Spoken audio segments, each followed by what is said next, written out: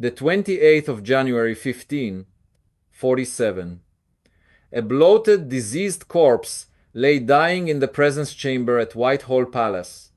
This wasn't just any man, this was King Henry VIII, the most powerful monarch England had ever seen, the man who had reshaped an entire nation through sheer force of will.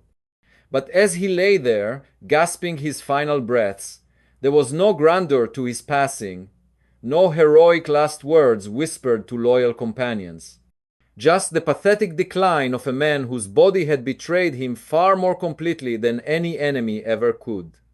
The king was 55 years old, and at that moment, he couldn't have looked more grotesque. His frame, once imposing and athletic, had swollen to a monstrous 400 pounds. His waist had expanded to 54 inches.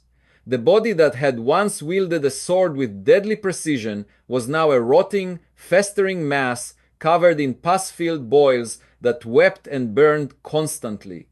This was the end of an era, but nobody around him dared say it out loud. It was, after all, an act of high treason to predict the death of a reigning monarch. The physicians stood silently, watching, knowing exactly what was coming, but legally forbidden to speak it aloud. It took Sir Anthony Denny, the king's loyal groom of the stool, to finally break the unbearable silence. He stepped forward and, with a courage that bordered on reckless, he told Henry the truth that everyone else was too terrified to voice. In man's judgment, Denny said quietly, he was not like to live.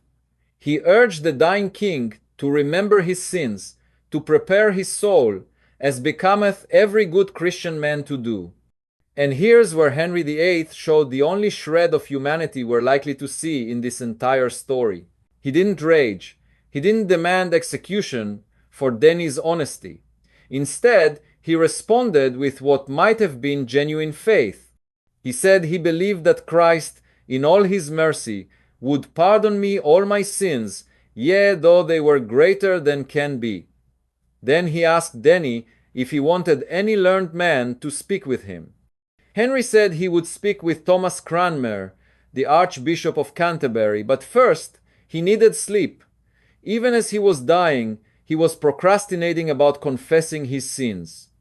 When Cranmer finally arrived in the early hours of Friday, January 28, Henry was already beyond speech.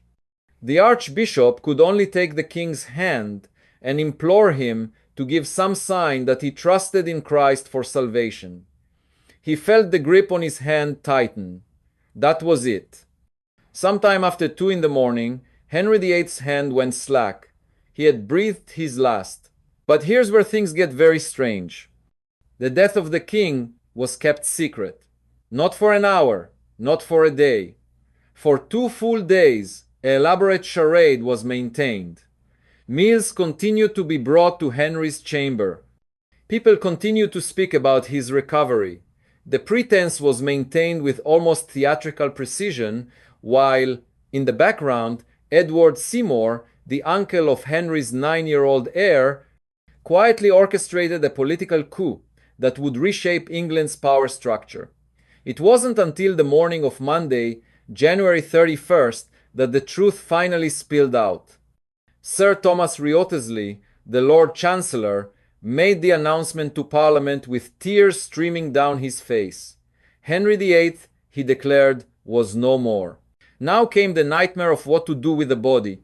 The court embalmers got to work immediately, and what they faced was a horrific challenge. Too much time had already passed. Decomposition had already set in, making the stench overwhelming. They did what they could. They removed the king's innards and stuffed the cavity with sawdust, resin, and herbs, trying desperately to preserve what remained of their once mighty sovereign. Then came the lid casing, that heavy, metallic shroud that would seal the body away from the world.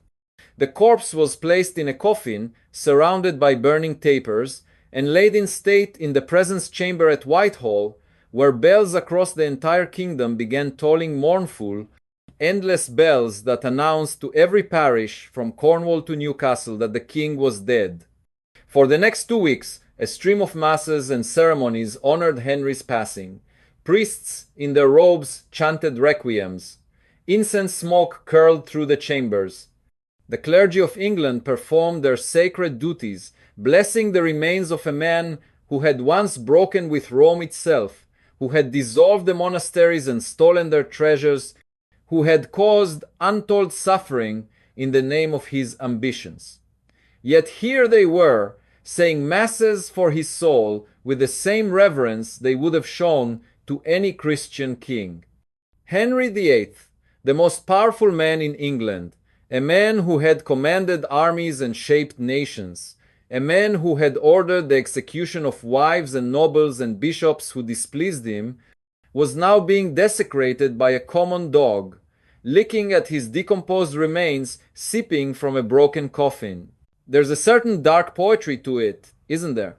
The source for this gruesome detail comes from Gilbert Burnet, a 17th century Scottish theologian who would later become the Bishop of Salisbury. He recorded the story in his book, The History of the Reformation of the Church of England. But here's the problem: Burnet had a reputation. Historians have accused him of playing fast and loose with the truth, of embellishing his accounts for dramatic effect. So we have to ask ourselves, did this actually happen? Or is this one of history's greatest urban legends, a story so perfectly grotesque that everyone repeated it until it became accepted as fact? But then came 1529, and Henry saw something he liked even better. Cardinal Wolsey had been commissioning his own magnificent tomb from the brilliant Italian Renaissance sculptor Benedetto da Rovezzano.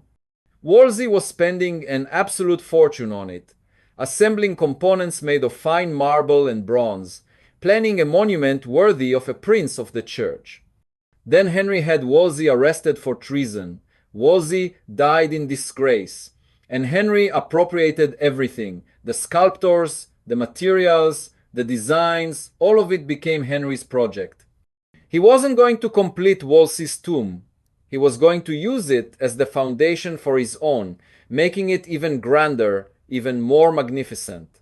Work began in 1530, with Benedetto and his assistant Giovanni de Maiano laboring to create a monument that would rival anything in Christendom. The plans that survive from this period are absolutely staggering. Henry's tomb was supposed to feature white marble pillars and gilded bronze angels. There were going to be over 134 figures in total: Street, George, Street, John the Baptist, all the prophets, all the apostles, all the evangelists, every single one cast in brass gilt and arranged with mathematical precision. There was supposed to be a life-size statue of the king on horseback, positioned beneath a triumphal arch of the whole stature of a goodly man and a large horse. The entire monument was supposed to be surrounded by a bronze and black marble enclosure that would form a separate chapel, a chantry chapel where priests would say masses for the king's soul in perpetuity. Instead of lying in a magnificent monument with 134 gilded figures surrounding him in eternal glory, Henry VIII lies in a cramped vault. The marble slab placed above it doesn't even mark the exact location. Modern research suggests it was placed several feet away from the actual tomb. When visitors stand above it today, they're not even standing directly above the king's coffin. The exact location is slightly off, a final indignity for a man who had demanded such precise control over everything in his life. But here's where this story takes another extraordinary turn. For more than 260 years, the exact location of Henry's vault was lost to history. People knew he was buried somewhere in Street, George's Chapel, but nobody could pinpoint exactly where. The temporary vault had been sealed, covered over by the chapel floor, forgotten. The knowledge of its precise location died with those who had placed him there. It wasn't until 1813 that the mystery was finally solved. Workmen were excavating beneath the choir floor of Street, George's Chapel, working on the construction of a passage to a new royal vault that would be used for the burial of Augusta. Duchess of Brunswick, the sister of King George III. As they dug deeper into the ancient stonework, their tools suddenly struck something solid. They called their supervisors. A vault was uncovered, an unmarked, forgotten vault that had lain sealed beneath the choir floor for more than 2.5 centuries. On April 1st, 1813, officials gathered in St. George's Chapel for an event that hadn't happened since 1649, the opening of Henry VIII's burial vault. Present at this extraordinary moment were the Prince Regent himself, the future King George IV, the Duke of Cumberland, officials of the court, and Sir Henry Halford, a physician who meticulously documented everything he saw. As the vault was opened, 4 coffins were revealed to the light for the first time in centuries. One coffin was massive, so large that officials immediately assumed it contained the remains of Henry VIII. The measurement was 6 feet 10 inches in length. Another coffin, smaller and closer to the first, was believed to contain Jane Seymour. A third coffin held Charles I, the king who had been executed during the English Civil War and whose body had been secretly interred in Henry's vault back in 1649 for safekeeping, hidden away from the Puritan supporters of Oliver Cromwell. And finally, there was a tiny coffin, made of mahogany, containing the remains of an infant child of Queen Anne. But it was Henry's coffin that drew the most attention, and what they found was shocking. The wooden supports beneath the coffin had completely collapsed, rotted away by 2.5 centuries of damp and decay. The massive lead coffin had crashed down at a jagged angle, its weight no longer supported by the deteriorating framework that had once held it aloft. And the impact of that fall had split the lid casing wide open. When they looked inside, they found exactly what they feared. The remains of Henry VIII were visible, a skeleton, reduced to bones by the centuries. Some beard still remained on the chin, a fragment of the king's once imposing visage. But there was nothing to truly identify him as who he was, nothing to mark him as the great and terrible Henry VIII, except for the size of the coffin itself and his position in the vault. The lid casing bore the marks of catastrophic damage. It had split along multiple seams. There were cracks and breaks that told the story of forces acting upon it from within. This was the evidence, physical, undeniable evidence that something terrible had happened to the king's coffin, either during the funeral procession or in the decades and centuries that followed. And this is where the historical mystery deepens, because scholars have debated for 200 years about what exactly caused the damage. Was it the explosion at Sion House all those centuries ago? The accounts of Henry's coffin breaking open and licking its putrid contents as a dog licked up the remains, was that the cause of the damage they were seeing? Sir Henry Halford, the physician present at the 1813 opening, suggested one explanation. He theorized that the damage might have been caused when Charles I's coffin was hastily lowered into the vault back in 1649. The workers moving Charles into that already crowded space, trying to fit another coffin into a vault not designed for multiple burials, might have shifted or struck Henry's coffin, damaging the lid casing. But there was another theory, one that would gain more support as time went on. A surveyor named A.Y. Nutt, who examined the vault again in 1888, made an observation that would become the most popular explanation. He noted that the damage appeared to have been caused by what he called the action of internal forces outward. In other words, the pressure building up inside the sealed lid coffin, the gases released by Henry's decomposing body, had exerted such tremendous force that the coffin couldn't withstand it. The internal pressure had literally burst the lid casing open from within. It was a gruesome end to the king's grand plans for eternal rest. His body, swollen with decomposition gases, had destroyed the very coffin meant to preserve and protect him. But Was that the only damage? Was the explosion at Sion House just folklore, or did it actually happen? The truth is, we may never know with absolute certainty. But one thing we can say is this.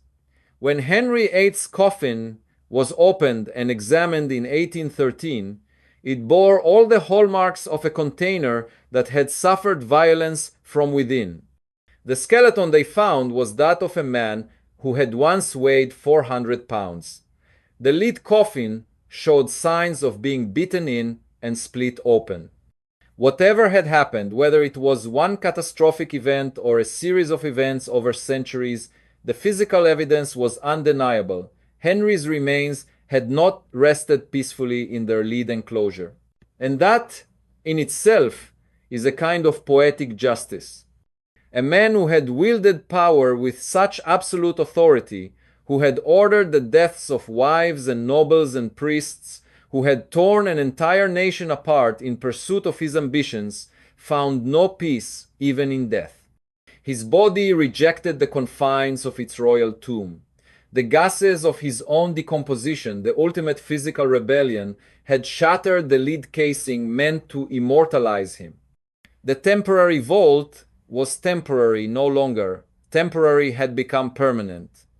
And Henry VIII, the king who had demanded monuments to his greatness, who had commissioned a tomb to rival any structure in Christendom, who had dreamed of glory and eternal remembrance, ended up in a cramped, unmarked vault beneath the chapel floor.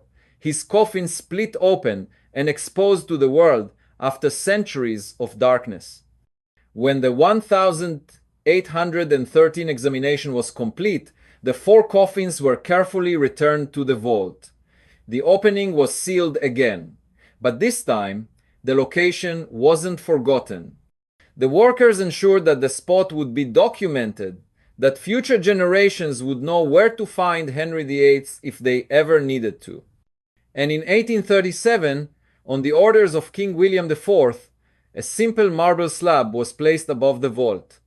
The inscription on that slab reads, "In a vault beneath this marble slab are deposited the remains of Jane Seymour, Queen of King Henry VIII, 1537, King Henry VIII, 1547, King Charles I, 1648, and an infant child of Queen Anne."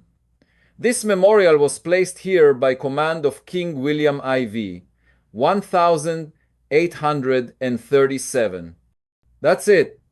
That's all that marks the resting place of one of England's most powerful kings. A simple marble slab, no gilded figures, no triumphal arches, no bronze angels, no magnificent tomb rising from the floor of the chapel. Just a plain stone marker, set slightly to the west of the actual vault because the workers weren't even certain exactly where the coffins lay. And Henry's coffin remains down there, broken and shattered, a testament to the fact that no amount of power or gold or royal authority can prevent the inevitable decay of the human body. The lid casing that was meant to preserve him in perpetuity split open centuries ago. The magnificent tomb he dreamed of was never built. The empire he ruled crumbled and changed with every generation that came after him. By the 1542nd, Henry had become almost unrecognizable from the man who had once dominated the tilt yard. He was now morbidly obese, somewhere between 300 and 400 pounds. His waist had expanded from a svelte 32 inches in his youth to a staggering 52 or 54 inches.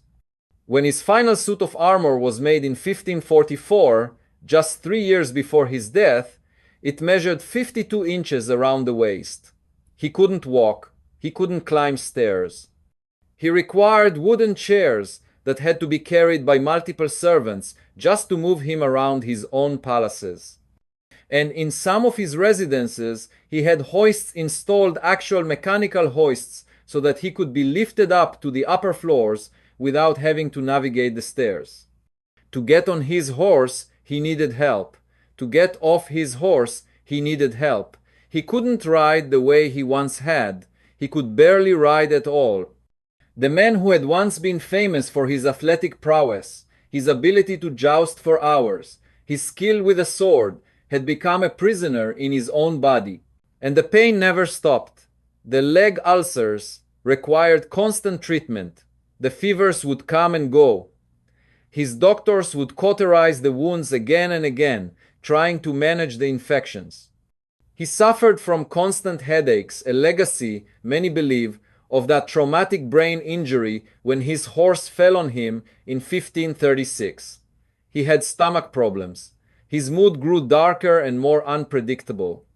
The man who had once been capable of charm and persuasion became erratic and temperamental, prone to sudden rages that made his courtiers fear for their lives. This is where the real monster emerges, and here's the thing that historians have debated for centuries. Was Henry VIII always a tyrant, or did his illness and pain transform him into one? Did the physical suffering drive him to paranoia and cruelty? Or was the cruelty always there, simply unleashed once he realized his body was failing him? The evidence suggests it's complicated. Even before the jousting accident, there were signs of Henry's darker nature. He turned on Catherine of Aragon with shocking brutality, casting aside a wife who had devoted her entire life to him. He married Anne Boleyn, and then, when she failed to give him a son, he conspired to have her executed on barely credible charges of adultery and incest. He executed his most loyal advisor, Sir Thomas More, a man he had once called friend, simply because More couldn't endorse his break with Rome. He dissolved the monasteries and seized their wealth, destroying centuries of religious tradition and scattering priceless artifacts. All of this happened before the 1536 accident, before the ulcers, before the physical suffering became unbearable. But something did change after 1536. The pain seemed to amplify Henry's worst impulses. The impossible situation of his failing body, one that could no longer do the things it once did, that would no longer obey his will, appeared to drive him toward ever greater attempts at control in other areas of his life. If he couldn't control his body, he would control his court. If he couldn't control his leg ulcers, he would control the religion of his entire nation. If his body wouldn't give him sons, he would break the laws of God and man to find one who would. By his final years, Henry ruled through fear. Nobles and courtiers walked on eggshells around him, terrified that an offhand comment or a perceived slight would result in arrest, imprisonment, or execution. His paranoia became legendary. He saw traitors and conspirators everywhere. He ordered the arrest of his own advisors on flimsy charges. He changed his mind constantly, approving and then condemning the same people with bewildering speed. All of this emerged from a man in constant physical agony, a man whose body was slowly failing him, a man who had become acutely aware of his own mortality and desperate to secure his legacy before the inevitable happened. And underneath all of this, driving everything, was his obsessive need to ensure the succession. Henry had married 6 times. He had cast aside queens and cardinals and advisors and friends. All of it ultimately came down to this desperate, almost frantic need to have a son. More than that, to have an heir who would continue the House of Tudor, who would continue his legacy, who would remember him as the great and powerful King Henry VIII, not as a failed old man dying in pain and humiliation. So in December 1546, as Henry's condition deteriorated, as his body finally began its final collapse, he sat down to draft his last will and testament. It was December 30th, and the king was so ill that he couldn't sign the document himself. A device called the dry stamp, an inked impression of his signature, was used instead. His clerks pressed the royal seal onto the parchment, and Henry's will was complete, even though Henry's hand had never actually touched the pen. In that will, Henry tried to control everything one final time. He named 16 executors and 12 assistant executors who would govern England during the minority of his 9-year-old son, Edward. He set out the line of succession in meticulous detail: Edward first, then his daughters Mary and Elizabeth, who Henry had declared illegitimate years before but now restored to the line of succession. Then came the descendants of his sister, through Frances Grey, Duchess of Suffolk. Henry even thought about scenarios that he wouldn't live to see. What if Edward died without having children? What if there was rebellion or invasion? Henry wrote it all down, trying to control the future of the House of Tudor from his deathbed, trying to ensure that his instructions would be followed to the letter after he was gone. And in the end, he controlled nothing. His widow, Catherine Parr, married Thomas Seymour within months, not out of love, but because she too understood that the real power now lay with the Seymour family, not with the dead king's wishes. His son, Edward VI, would grow up under the domination of his uncle, and then, after Edward Seymour's downfall, under the control of John Dudley, Duke of Northumberland. The boy king would never truly rule. He would be a puppet, controlled by ambitious men jockeying for power. His daughters, Mary and Elizabeth, would eventually gain the throne, but only after years of danger, imprisonment, and uncertainty. The legitimacy Henry had granted them in his will would be questioned, fought over, and manipulated by politicians seeking to use them as pawns in their own games. And the great tomb that Henry had dreamed of, the magnificent monument with 134 gilded figures, the white marble and bronze masterpiece that would have dwarfed every other royal monument in Christendom, it was never built. The components were scattered. The sarcophagus was repurposed to hold the remains of a different man entirely, Nelson, an admiral who had not even been born until Henry had been dead for nearly 250 years. Henry's grand vision of eternal glory, of a monument that would announce his greatness to the ages, became nothing but an unfinished project, abandoned and forgotten. Instead, he got a temporary vault beneath the choir floor of a chapel. He got a coffin that would eventually explode or rupture from the pressure of his own decomposing body. He got a marble slab placed over his grave by a king who came generations after him, a slab that wasn't even placed exactly over his coffin. It was positioned slightly to the west so that tourists and pilgrims and worshippers who stood over it had no idea they were standing over the king himself. In many ways, that coffin rupturing, that lid casing splitting open from internal pressure, was the perfect metaphor for Henry's entire life in his final years. A man of enormous power and ambition, contained within a body that was slowly failing, within a structure that couldn't contain the forces building up inside. And eventually, just like that coffin, something had to give. The pressure had to escape. And when it did, it was catastrophic. The physical Henry, the one who had once jousted and hunted and danced and bedded 6 wives, was gone by 1547.